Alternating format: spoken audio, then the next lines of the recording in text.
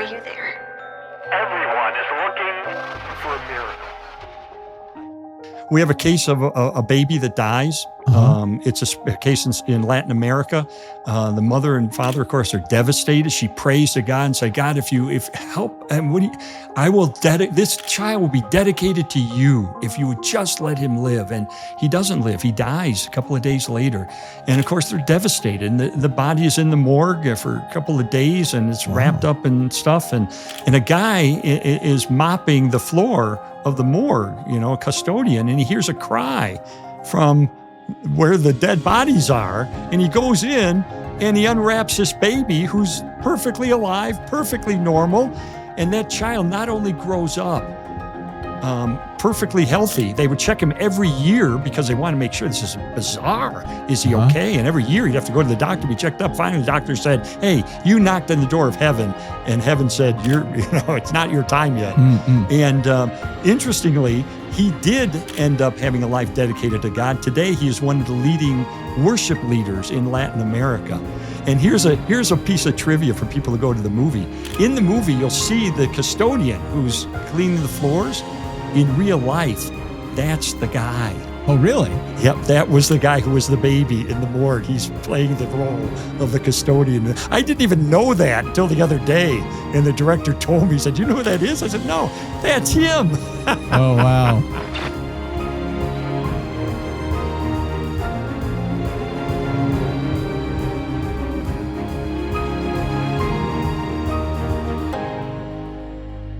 Is this the craziest thing you've ever done? It ranks right up there.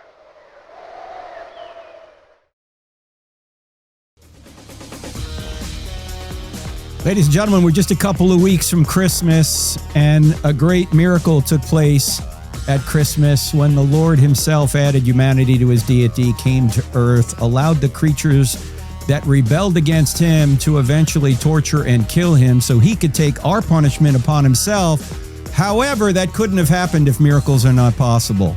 Are miracles possible? Did they happen in the past? And do they still happen today? That's a question that my friend, the great Lee Strobel, covered in his book, The Case for Miracles. This book came out a few years ago, but it's now been turned into a major motion picture that's going to be in theaters this week. It's the perfect time coming up to Christmas. You're going to want to see this, and the great Lee Strobel is here to talk about it with us, ladies and gentlemen. So here he is.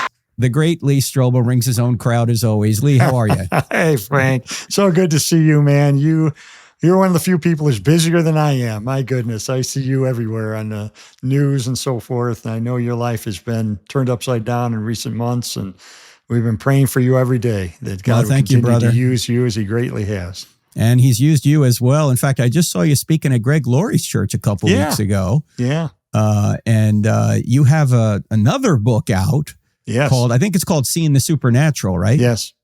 Two books. One, Seeing the Supernatural, which looks at the question of how do we know that there really is a realm beyond what we can see and touch. And then The Case for Christmas. That's kind of an inexpensive spiritual stocking stuffer that you can give to someone this Christmas who's spiritually curious, deals with all kinds of questions about Christmas and sets the record straight on a lot of misunderstandings we have about Christmas. And so that's come out. Well, before we get into the movie, The Case for Miracles, tell us about that book and what Hobby Lobby has done. Yeah, so Hobby Lobby bought 500,000 copies of the book, and they're giving it away for free to customers between now and Christmas. So I'm getting emails from all these people around the country showing me a picture of them in their book and saying, hey, look what I got at Hobby Lobby for free. And I thought, this is great. I talked to Steve Green about it. Of course, he's the head of the Museum of the Bible and the Hobby Lobby. And it's just a partnership to get out the gospel. The gospel is clearly spelled out in the book. And it's a book that looks at the historical reality of Christmas, the incarnation. So it's a good book for Christians to deepen their faith, but also for non-believers to hear the gospel, to see the evidence for the birth of Jesus and what it means to us. So The Case for Christmas, real short little book right behind you there, Lee, on the table.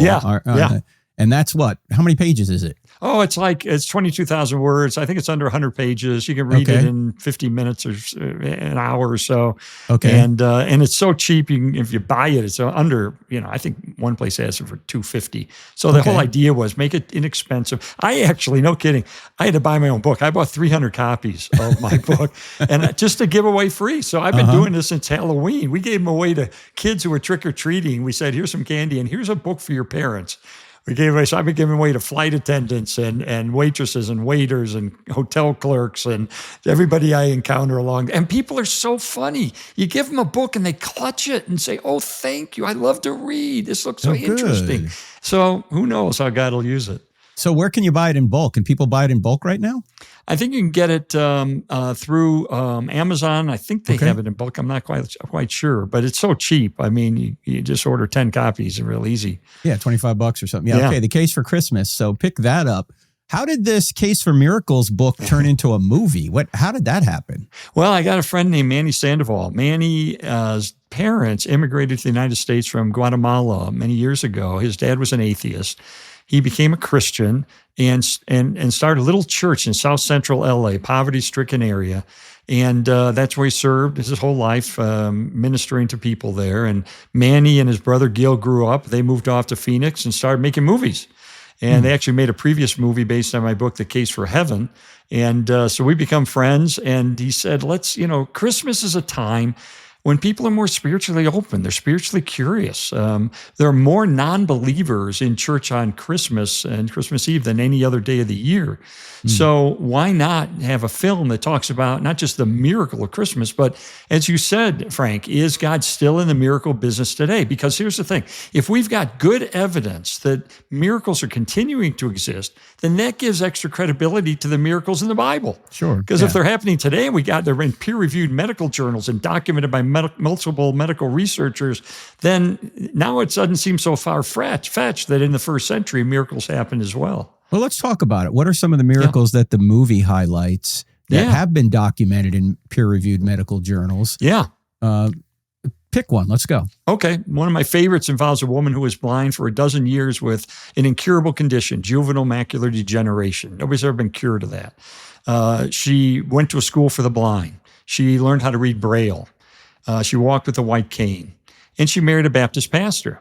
And so one night they're getting ready to go to bed. She's already in bed, and he comes over and he puts his hand on her shoulder and he begins to cry and he begins to pray. And he says, Lord, I know you can heal my wife. I know you can do it. And Lord, I pray you do it tonight. And with that, she opened her eyes and saw her husband for the first time. Wow. She said later, after years of darkness, I could see perfectly. It was a miracle.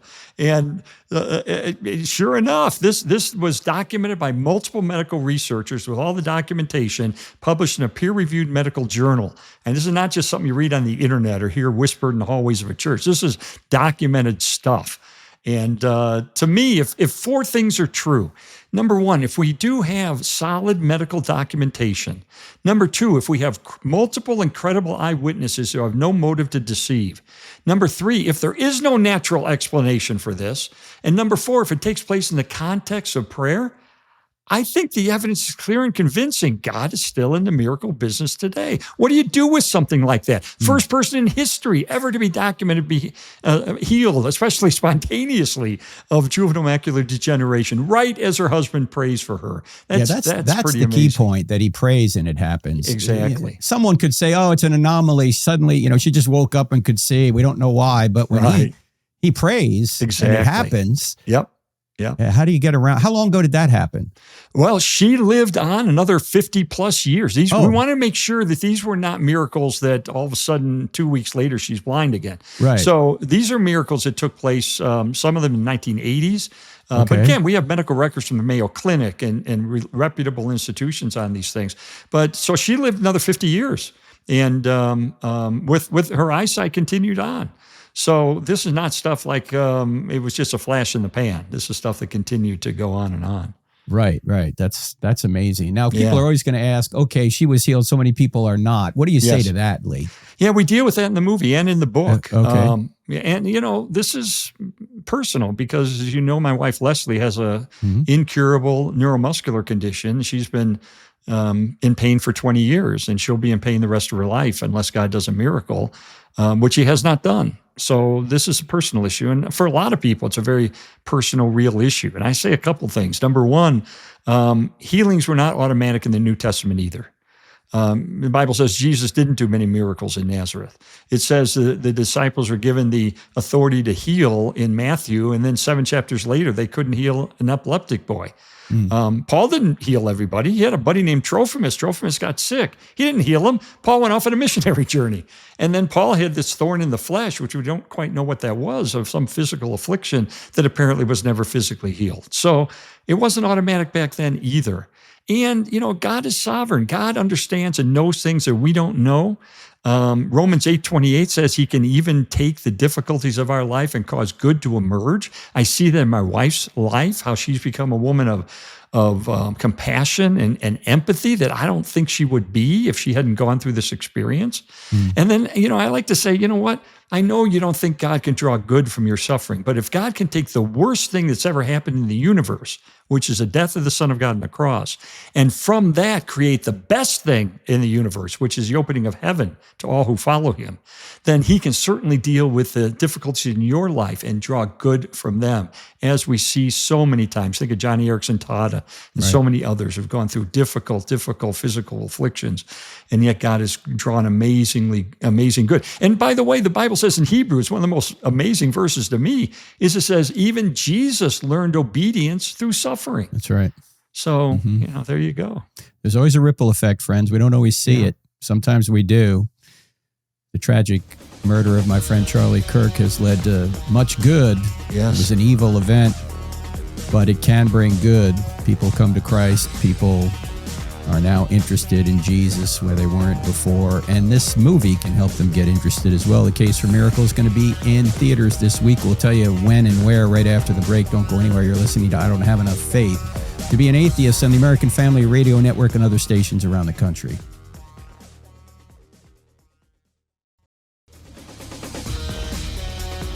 If you want to make a case for Christianity, we have the guy for you. The case for Christ, the case for faith, the case for Creator, case for miracles.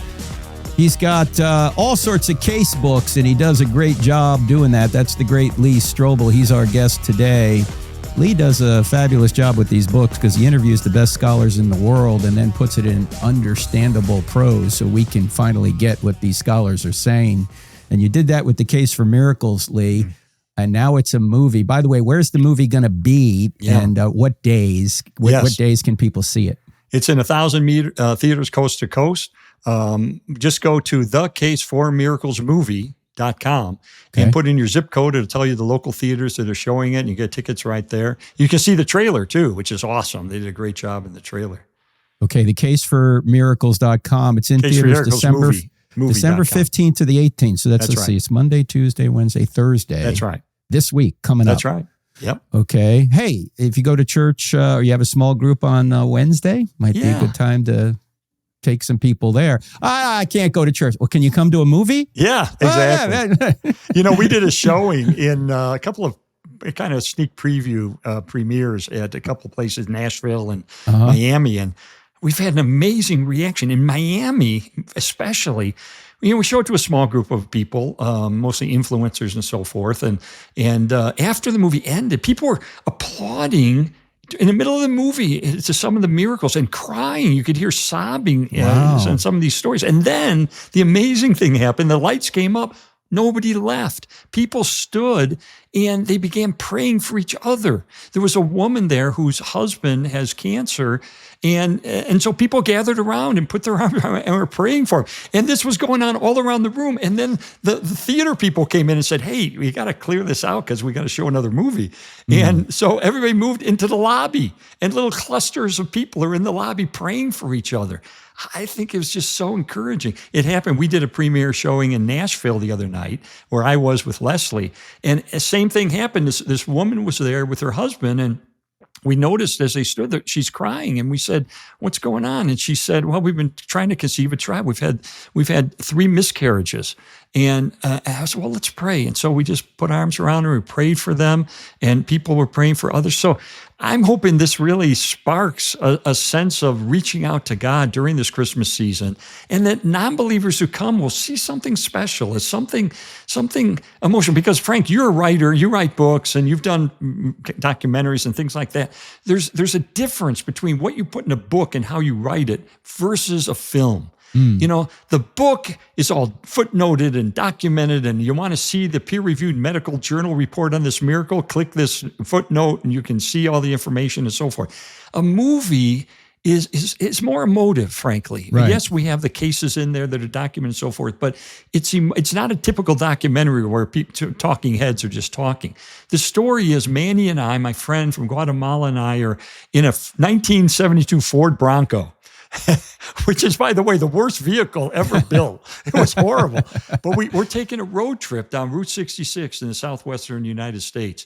And he comes from a Pentecostal background where there was always an anticipation of miracles in a very poverty-stricken area, where he said, we didn't have money to go to the doctor. We prayed for healings and expected God to heal and so forth. And I come from an atheist background, so I'm like the skeptic. So we have this conversation as we drive through this incredible scenery. The cinematography is gorgeous. And then we flash to these miracle cases that we talk about. So it's kind of got a different vibe to it. It's not a typical documentary that you might see, but I think, you know, it's something that'll stir people's hearts and minds as well. So how are these miracles depicted? Are they acted out, or are they spoken of, or how does it work in the movie? Various ways in the movie. We have one case involving a woman named Barbara. It's my favorite miracle. Oh, Barbara, well documented, Mayo Clinic records. Barbara was diagnosed with multiple sclerosis as a teenager. She deteriorated rapidly. She had multiple hospitalizations, multiple surgeries, to the point where her doctor said she is the most chronically ill patient I've ever encountered. They put her in hospice. They said, we're just going to let her die next time she gets pneumonia because it's just postponing the inevitable. So this is 7 or 8 years later. She's in hospice at home. She has a tube in her throat so she could breathe. She's lost control of her urination and bowels. She's lost her eyesight. She just sees gray shapes. She's curled up like a pretzel physically. Her fingers are touching her wrists. Her feet are extended. One lung is collapsed. The other lung is at 50%. And somebody called the Christian radio station in Chicago and said, hey, pray for this poor woman. She's on her deathbed. So we documented that at least 450 people began praying for Barbara because they wrote letters saying, I'm praying for you. So on Pentecost Sunday, 1981, she's in her bedroom. 2 friends are reading her some of these letters from people praying for her. And Barbara, from the corner of the room where nobody was, hears the voice of God say to her, my child, get up and walk. So she rips the tube from her throat and says, go find my parents. I want them here for this. God just told me to get up and walk. Mm-hmm. So her friends run up. She jumps out of bed. She told me later, I said, what's the first thing you noticed? She said, first thing I noticed, my feet were flat on the floor. I hadn't walked in 7 years. My feet were rigidly extended, and now they were normal. And the second thing I noticed, my hands came uncurled and were normal. And then she laughed. She said, the third thing I noticed, I could see. She said, you think that'd be the first thing I noticed? It was the third thing I noticed. But she was instantly healed of the effects of multiple sclerosis instantaneously. Wow. The funny part was, it was on Pentecost Sunday. She went to a Wesleyan church, her family, in Wheaton, Illinois, and they said, let's go and thank God. There's a service tonight. So they go, they arrive late, and they're coming in the back, the front door of the church, and the pastor's up front, and he says, anybody got any announcements? And Barbara, who nobody had seen out of a wheelchair in 7 years, starts walking down the center aisle. And the place erupts with people singing, Amazing Grace, I once was blind and now I see. So the next day she goes to one of her doctors. She's walking down the corridor. He said later, I saw her walking to my office down the corridor. My first thought was, oh, she died and that's a ghost. Because this is medically impossible. Yeah. And indeed, she ended up marrying a pastor. And they ministered at a church in Fredericksburg, Virginia, Wesleyan Church, all these years. And so in the movie, you see her case reenacted. And then at the end, you see the actual interview I did with her. And you hear her after these years telling her story with such passion and such awe and wonder, even after all these years. It just moved my heart. I got to know her very well. Just a wonderful, wonderful woman, serving the Lord all her days. So, amazing. so some are acted out by actors. Some are we have documentary footage that we've shot of us interviewing them, and it's just it just blows my mind, especially this, as I say, this Christmas season, because we're talking about the great miracle of the incarnation. That's right. What's better than that? Thecaseformiracles.movie is the place to go, the website. You'll see it all there. You'll see the trailer. You'll see who's in the movie. You can buy tickets there. You can put your zip code in and figure out where the theater is. It's this week, ladies and gentlemen, Monday through Thursday nights, December 15th through the 18th. How many miracles are depicted in the movie, Lee? Oh, golly, I never counted them. I don't even know. Maybe half a dozen or 7 or something like that that we talk about. Different varieties, different things. We even talking about even though it's technically, I mean, if a miracle is defined, I think, best by Richard Pertil, the philosopher, who said a miracle is an event brought about by the power of God that is a temporary exception to the ordinary course of nature for the purpose of showing that God has acted in history. I think that's a good definition. But some things are like creation is miraculous. There was no pre-existing conditions to be a violation of it, but it is. And in it, you'll actually see the telescope that I got to peer through. That's the first telescope through which scientists begin to determine for the first time that the universe is expanding. And of course, if it's expanding, then you play the tape backwards and it contracts to a beginning point. Right. And that, of course, brings up the question, whatever begins to exist as a cause, we know now the universe began to exist.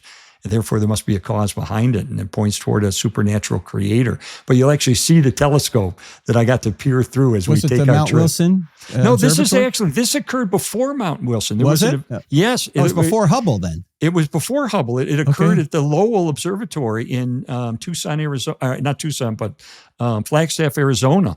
They're the first ones to begin to get the evidence that the universe is expanding. Later, and this came several years before the Mount Wilson Observatory thing. So this goes way, way, way, way back. I think 1912 or something like that. Yeah, very early. It was the first detection that began to point toward the evidence of the universe expanding. Well, that's the question I always ask people. What's the greatest miracle in the Bible? Most people will say the resurrection, and the answer is no. Depends on how you really, the greatest act of God. Yes. No, the greatest miracle in the Bible is the first verse. In the beginning, God created the heavens and the earth. If that verse is true, resurrections are easy. Exactly. Right? You get to the virgin birth and you say, remember, Bill Craig, the philosopher, and Bill Craig used to doubt the virgin birth because he said, well, that would require a Y chromosome in the ovum of Mary that she wouldn't have. And then he realized, wait a minute. If we got all this evidence for God creating the universe, if he can do that, then he can create a Y chromosome in Mary's ovum. Yeah, it's interesting because when you brought up the fact that sometimes a disease or a problem in life can lead to good down the road that you wouldn't have foreseen. Bill always talks about the fact that when he had that muscular disease, which he still has, that prevented him from going into athletics, which is what he wanted to do. And instead, he put his nose in the books, and now he's one of the great Christian apologists of our time. That's exactly right. Isn't that interesting how God used that to guide him down that pathway? Yeah. So to all of our benefit. And it's a physical condition for him that he has to deal with, but it has led to good by his own admission. So sometimes, we don't know how a negative thing in our lives can actually lead to great good later. Yes. And that's why we just trust God for it. And we do believe all those followers will be healed at some point, but maybe not until heaven. Right. Yeah. Right. Lee, do you think there is a difference? Dr. Geisler always used to talk about this. People would ask him, do you think miracles occur today and all this? And he would take more of a sensationist view, I think, with regard to the gifts. But he would say, of course, God can do a miracle whenever he wants. And he would draw a distinction between the fact of miracles and the gift of miracles. Like exactly. Can you unpack that for our audience? Yes. And we're coming up on a break in 30 seconds, but you can start it now and we'll... Yeah, cessationists are people who, there's two kinds of cessationists. One, like Dr. Geisler, who would say, God can still do miracles. God is the same yesterday, today, and forever. Right. He can still, but I don't think that the gift of healing, for instance, in apostolic days has continued to modern times. That's kind of sort of where I'm at, in the sense that I do believe there's good documentary evidence of miracles today. I'm open. I'm kind of agnostic on the question of, are there still people who have a spiritual gift of healing today? That's kind of a separate question. Yeah, and we can maybe unpack it further after the break. But you want to see the movie that Lee is behind called The Case for Miracles, go to thecaseformiracles.movie online. Put your zip code in there. You can see where it's going to be this week, December 15th through the 18th. That's Monday through Thursday night. You can also buy tickets right there. Bring a friend, maybe a non-believer. All right, see you in a few minutes. Don't go anywhere. Students across America are more open to the truth of Christianity than ever before, and Dr. Frank Turek is taking the powerful evidence for God to campuses like UC Berkeley, the University of Georgia, Ohio State, and Alabama, reaching thousands in person and millions more online. But every event now requires costly security to keep students safe, and Cross-Examine never charges students to attend. That's why we urgently need your support. The culture is dark, but hearts are open. Help keep the light of truth shining by donating today at crossexamine.org. That's crossexamine with a D on the end.org. A lot of people don't believe in miracles, ladies and gentlemen, but look around. You're living in one. This universe is a miracle. You wouldn't be here unless there was a supernatural being that brought the universe into existence in a fine-tuned way, by the way, an extremely fine-tuned way. And you couldn't even think without a supernatural component, because if your thoughts are just the product of molecules bumping into one another and nothing else, then you shouldn't believe anything you think. But you do believe a lot of what you think, because there's a supernatural element even to thinking that allows you to follow the evidence where it leads. And Lee Strobel, who has written so many great books, beginning with The Case for Christ, recently came out with The Case for Miracles, a book you should still get. It's only a few years old, but now it's a movie, and it's coming out this weekend, or I should say this week, December 15th to the 18th, in theaters. Go to thecaseformiracles.movie to see where it's going to be and how you can see it. Lee, give us another miracle that the movie gets into, if you would. Let me give you one that got cut from the movie, because this bothers me, because this is one of my favorites, because I got to know this guy. His name is Chris Gunnison. He lives in Texas, and Chris, when he was born, they couldn't feed him. He would vomit everything up. So they did surgery. They determined he had an incurable condition called gastroparesis, which, in other words, his stomach was 100% paralyzed. So he couldn't. So they inserted 2 tubes in his abdomen so that he could be fed directly into his intestines. Well, he lived that way for first 16 years of his life. So he's not able to eat through his mouth and digest food. He had to be fed formula, basically, through these tubes in his abdomen. And it was a pain in the neck to do athletics. He's trying to be a normal kid, and it was difficult. And so when he was 16 years old, his parents brought him to a church, and the pastor gets up, and the pastor's talking about how God had healed him of something miraculously. And so the parents brought Chris up to the pastor and said, "Hey, would you pray for our son, Chris? He's got a paralyzed stomach. Nobody's ever been healed of it, but we don't know what to do." So he lays a hand on Chris's shoulder, and Chris told me, he said, "I felt an electric shock go through my body the minute he began to pray for me." And he was instantaneously healed of gastroparesis. I think the only case in history of this happening. So much so that he goes out, and that night he goes to a Chinese restaurant and eats food for the first time that he can digest. And so he's eating egg rolls and all this stuff. Yeah, this is awesome. And so he goes to the doctor, and they examine him and say, "I don't know how this happened, but your stomach is completely normal." They went in and they removed the tubes that had been in there for 16 years. And during my favorite part of the interview, I'm interviewing him, and he pulls up his shirt to show me the scars from where they had removed the tubes from his stomach. Now, again, this was a case documented by multiple medical researchers and published in a peer-reviewed medical journal. So the documentation is there. I talk about it. I believe I talked about that case in my book, Case for Miracles. But and it's just kind of cool because he said, when I was so sick all those years and couldn't digest anything, was in the hospital a lot. He said, I really appreciated especially the Christian nurses and doctors who would reach out to me. And so he has now become a nurse. He said, because I want to serve other people the way that people served me when I was ill. How did you find this guy? Cool. How did you find any of these folks? Well, in medical journals, from medical journals. So we got these medical journal reports about these healings that basically go, what do you do, right? And so we tracked down the people that did the research and published the article and said, hey, we'd like to connect with this guy. They contact them, say, are you willing to do an interview? Okay. So that's kind of how we connected with them. And why did that get cut? That sounds like a great one. I know. How long's the movie? It's not that long. It's like an hour and 20 minutes or something like that. All right. But it for some reason just didn't fit in. And so I'm going to have to do a sermon someday and tell the story and use a video from that. But Chris is a great guy. And I actually was diagnosed recently with severe arthritis in my right hip. And he said, can I pray for you? I said, yeah, please do. So here's this guy, supernaturally healed by God, who turns around and prays for me. This guy he doesn't know just gained an interview for my hip. And, Let's go back to the quick discussion about the difference between the gift of miracles and the fact of miracles. Yeah. Because it seems to me that the apostles had a special gift that would confirm that they were from God, and therefore then people should listen to them. Yes.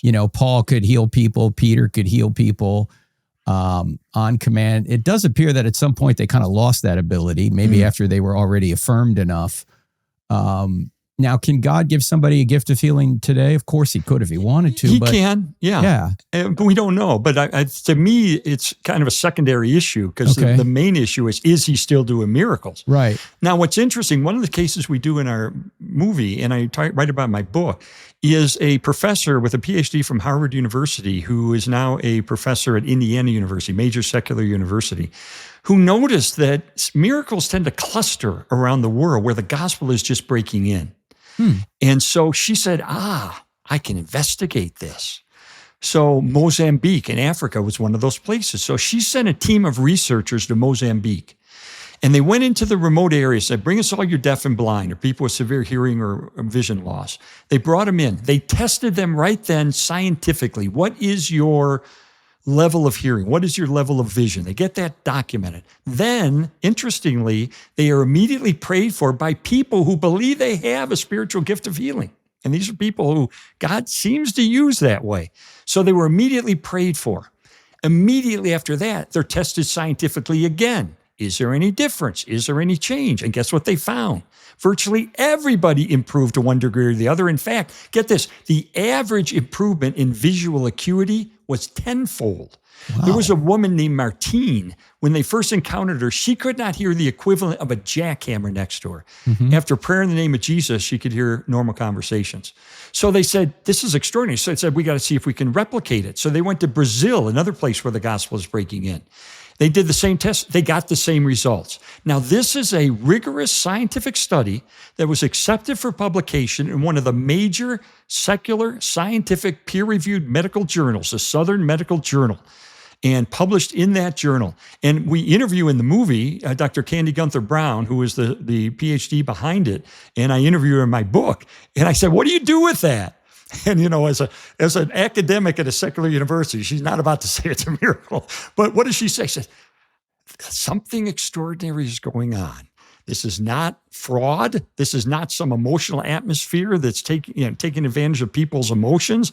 This is not a mistake. This is not a coincidence. This is not, something is going on. And I'm willing to fill in the blank, say, yeah, I think it's something miraculous. Were all these people considered Christians who were doing the praying? Yes. Praying. Okay. Yes. But the subjects were not. Okay. But the subjects were not. And I'm not sure about the researchers, all the researchers, if they were Christians or not. But I think this is a better scientific study. You hear about these other ones where they take people recovering from heart attacks and divide them into groups. You're prayed for, you're not prayed for. And then they try to see who improves the most, who's prayed for or not. I don't like those studies. Now, all of them except one have shown that people who are prayed for do have better outcomes. So that's interesting. The one study that showed that they didn't get better outcomes, when I investigated, what I found is the people praying were not really Christians. Oh. They were part of a cult that claimed to be Christians, but they didn't believe in a personal God. They didn't believe in miracles. They didn't believe, they wouldn't subscribe to the Apostles' Creed. I mean, they were the only people they could find to pray for this study. So I'd throw that out as being an anomaly. But then again, if you've got a group being prayed for and a group not being prayed for, the group not being prayed for, they've surely got relatives, spouses, and others who are praying for them. Right. So I don't think those are good studies. I think the one in Mozambique makes a lot more sense. Test them, pray for them, test them again. What do you do with that? That's why it's a rigorous study. Again, accepted in the Southern Medical Journal. That's one of the premier medical journals in America. Ladies and gentlemen, think about this. For atheism to be true, every single miracle claim or spiritual experience in the history of the world has to be false. Yeah. Is that possible? Well, I suppose it's possible. Is that reasonable to believe? No, absolutely not. If just one of these claims is true, atheism's false, right? Well, you know what, Frank? We did a study by Barna where we commissioned him, and we asked a cross-section of American adults, have you ever had at least one experience in your life that you can only explain as a miracle of God? 38% said yes. Now, let's arbitrarily throw out 99% of those. Let's say they're wrong. It was a coincidence. It was the placebo effect. It was a misdiagnosis. Just arbitrarily throw out. That still leaves almost 1 million miracles just in the United States. Wow. So something is going on. Yeah, absolutely. Hey, Lee, here's a kind of an off-the-wall question that kind of a theological question. Yeah. The efficacy of prayer. Yeah. You know, some people go, well, praying, that seems kind of odd. You mean God's not going to heal somebody unless I pray for them? You know, what do we say about that? What is the situation with prayer? I think there's a lot of dynamics there that are more than just, hey, God, do something for me. Yeah. This is a way that God confirms his love for us. It's a way that he expresses his compassion toward people. It's a way that shows that he's real and so forth. And, you know, I'll tell it quickly, but when I was a new Christian, I had a sense from God that I should empty my bank account. I had $500 in my name and write an anonymous cashier's check and send it on Friday afternoon to a woman in our church who Leslie and I knew who was going through tough times. And I'm thinking, that's all my money. So I said, Leslie, pray with me. So she prayed. She gets the same sense.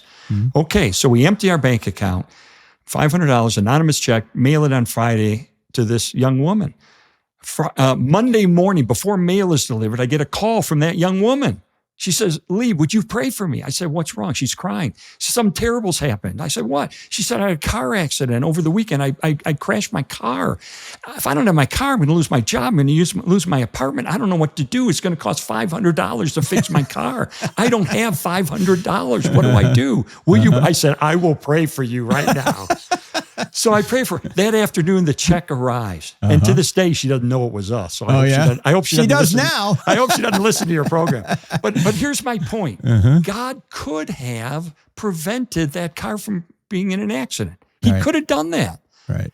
But then Leslie and I wouldn't know the joy of what it's like to be an answer to someone's prayer, to be used by God to answer a prayer. So there's a lot more than just, hey, here's an answer to a prayer.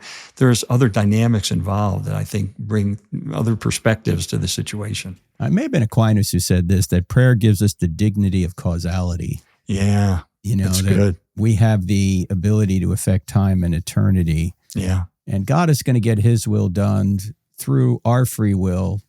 And also, he can take over if he needs to, but he gives us the dignity of causality. So that allows us to make a difference for time and eternity. The movie is this week, ladies and gentlemen, The Case for Miracles.movie. That's where you need to go to get more on this. We're coming up to Christmas. Bring somebody to a movie with you that could change their life forever.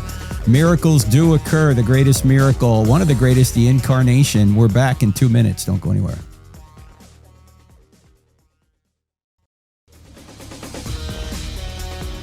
Ladies and gentlemen, you want to get people a meaningful gift this year, you could get The Case for Christmas. It's right behind Lee right now. If you're watching on YouTube, you can see that little book right there. It is inexpensive. Put it in a stocking of all the people in your family. It's a great little book. Also want to mention you can give people the gift of a complete course because we've got some courses coming up in the new year. 2 courses on logic, one for adults, one for kids. Train Your Brain.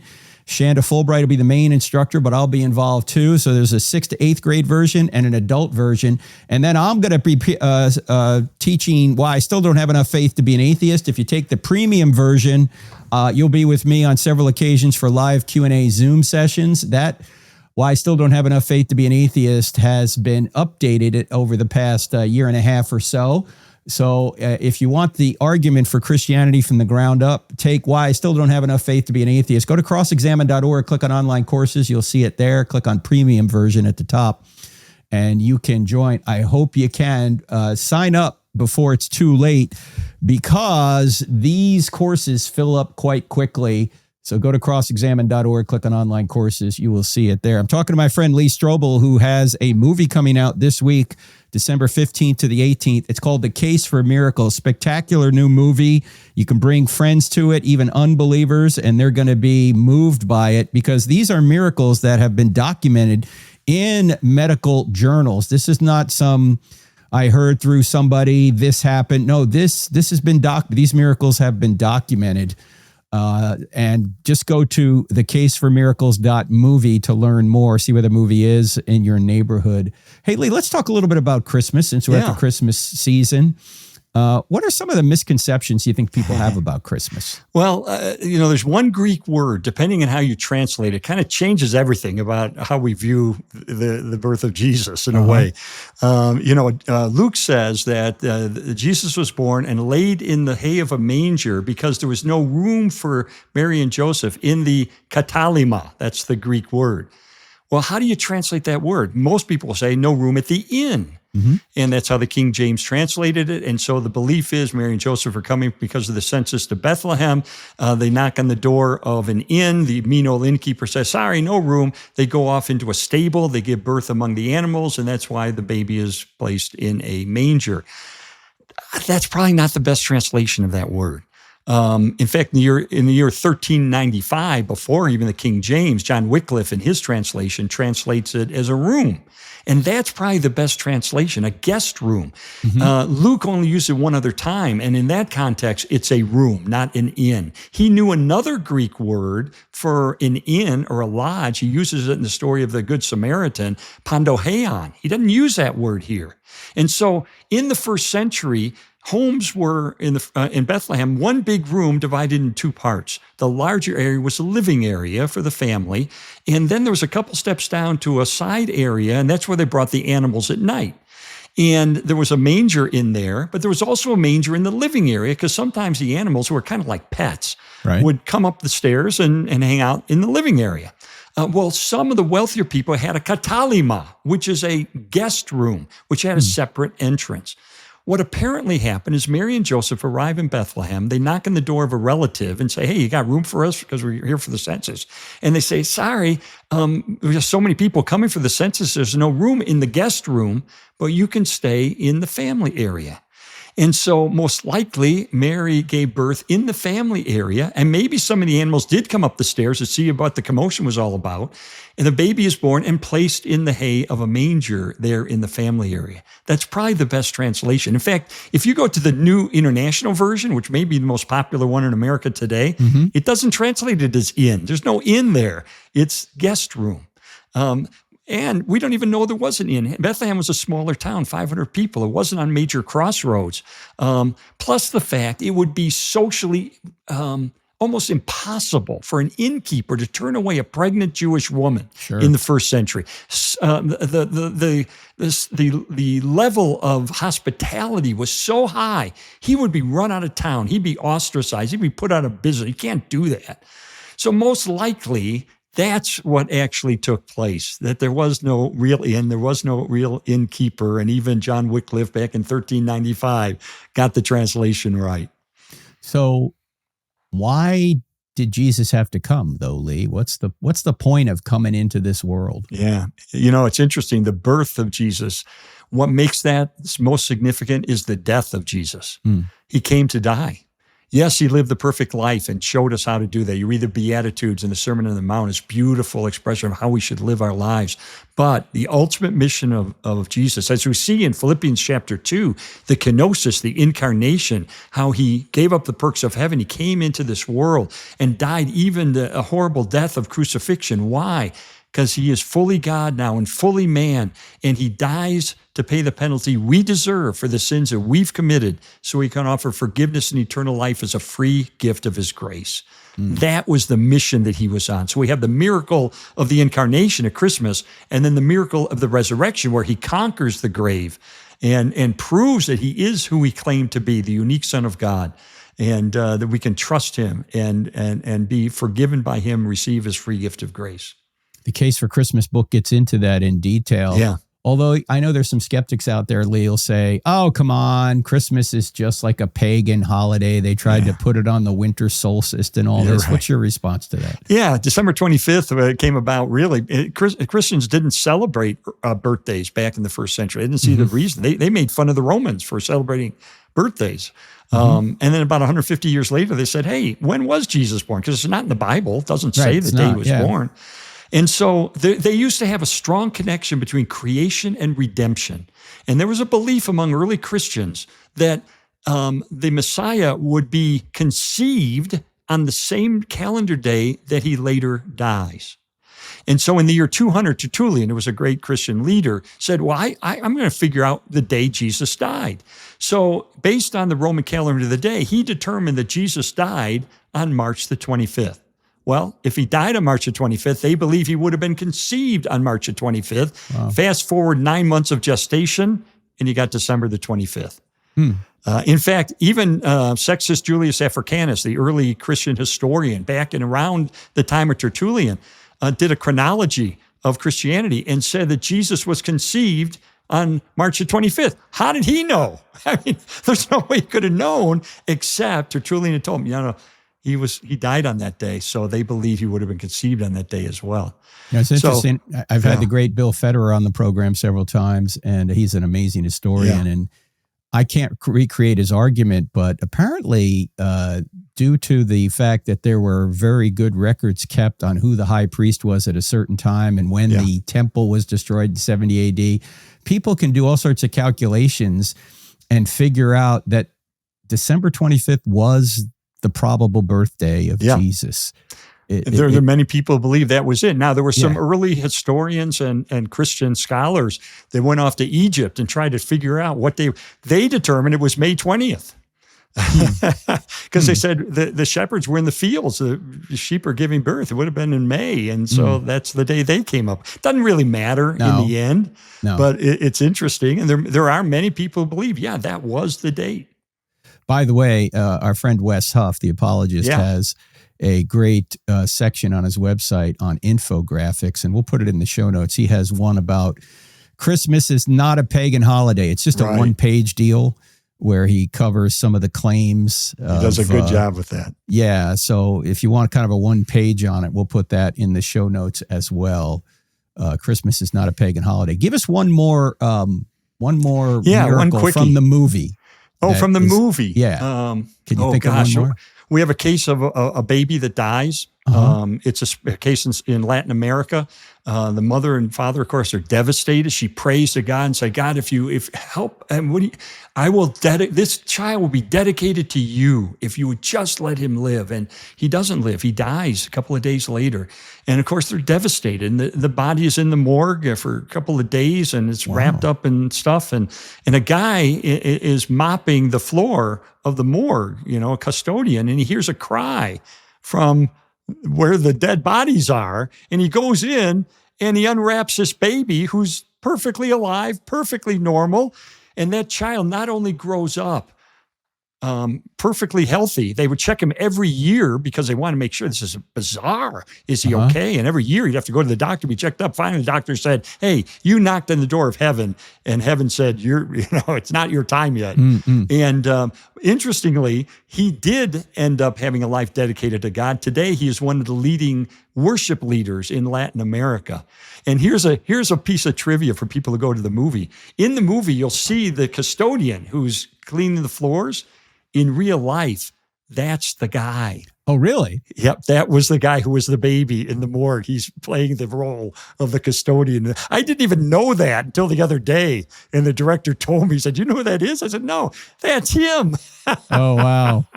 It's to see the movie, friends, and you're going to want to see it. The Case for Miracles .movie on the internet, .movie. And as I say, if you put your zip code in, you can see where it's going to be playing this week, Monday, Tuesday, Wednesday, Thursday night, December 15th to the 18th.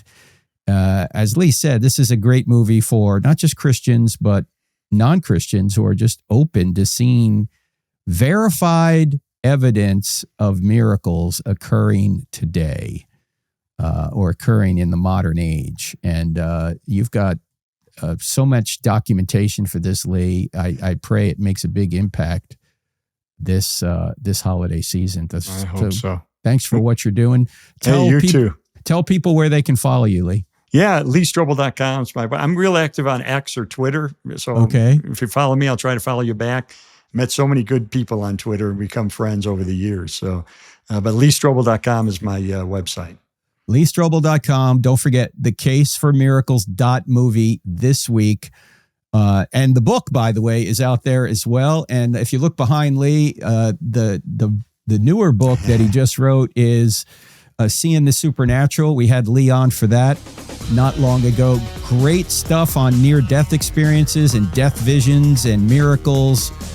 He always puts out great stuff, so check him out. And check out the movie. Merry Christmas. We're coming up to it, ladies and gentlemen. Tell people about Jesus. Get Lee's other little book there, The Case for Christmas. You can get it at Hobby Lobby for free. That's amazing. All right, friends. Great being with you. Hope to see you here next time. God bless. Dr. Frank Turek is bringing powerful evidence for God to campuses like UC Berkeley, the University of Georgia, and Ohio State, reaching thousands in person and millions online. But each event now requires costly security. Your gift helps the light of truth pierce the darkness. Give today at crossexamined.org. Would you like to turn holiday debates with non-believers into impactful gospel conversations? Cross-Examine has a free gift just for you. Download Truth at the Table, a holiday conversation toolkit to get expert advice from Frank Turek, Greg Kokel, Elisa Childers, and more. Stop scrolling, click the link in the description to download your free kit and get equipped today. If you're looking for solid answers to life's biggest questions, don't miss the latest episode of I Don't Have Enough Faith to Be an Atheist. Find it on Apple Podcasts, Spotify, Pandora, iHeart, OnePlace, and Podchaser. Tune in, discover the truth, and share it with someone who needs it. Let's keep spreading the truth together.